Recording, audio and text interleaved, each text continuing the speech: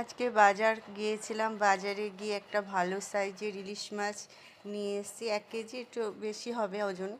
1900 টাকা নিয়েছে, কিন্তু দেখে মাছটা ভালো লাগলো এবং নিয়ে আসা হলো। নিয়ে এসে নুন হলুদ মেখে কিছুক্ষণ রেখে দেওয়া হলো। এবার মাছটাকে বেশি ভাজবো না, সর্ষে বাটা দিয়ে হালকা করে সর্ষে বাটা দিয়ে বেগুন দিয়ে ঝোল মতন করা হবে। দেখুন বন্ধুরা, কীভাবে করছি রান্নাটা।